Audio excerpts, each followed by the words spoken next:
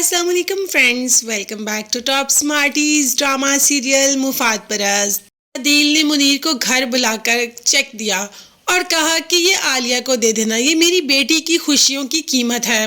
मेरी बेटी की ज़िंदगी में कोई रुकावट ना आए, उसकी शादी कर दे, क्योंकि आलिया ने कहा है कि अगर उसको पैसा नहीं मिलेगा तो वो कभी भी मेरी बेटी की शादी नहीं होने देगी। और मैं ये बिल्कुल नहीं चाहता कि मेरी बेटी की ज़िंदगी में कोई भी दुख और तकलीफ़ आए। दूसरी तरफ ज़ारा जो कि हादी के साथ गई होती है, उसे इस बात का डर होता है कि हाला जान उसकी वजह से परेशान हो रही है।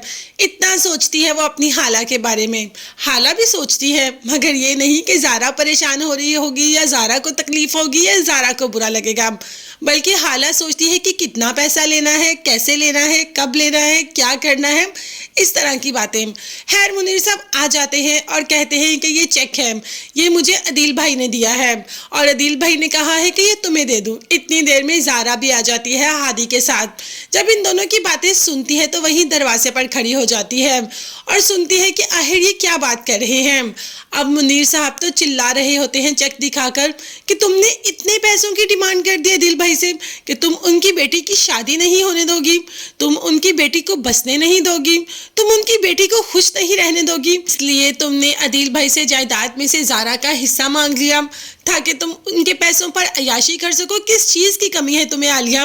मगर आलिया को तो यहाँ कमी ही कमी है। आलिया भी बोल पड़ी, हाँ तो सारी ज़िंदगी मैंने उनकी औलाद को पाला है, सारी ज़िंदगी उनकी बेटी की हिफाजत की है, उसकी देखभाल की है, रातों को उठकर जागी हूँ उसके लिए, तो क्या इतना हक नहीं बनता कि थोड़े से पैसे ले लूँ? इसमें कौन सी बड़ी बात है। अब ज़ारा ये सारा कुछ सुन रही होती है। दूसरी तरफ अदील इस बात से परेशान हो रहा होता है कि मुनीर जब आलिया को चेक देगा तो आलिया आगे ज़ारा के साथ और बुरा ना करे। मगर ज़ारा तो ये बातें सुनकर हैरान रह जाती है। उसे तो अपने कानों पर यकीन ही नहीं होता कि उसकी खाला ऐसा भी कुछ कर सकती है। वो तो अपनी खाला पर अंधा यकीन करती है। क्या करेगी अब ज़ारा? ज़ारा तो पूरी तरीके से टूट चुकी है।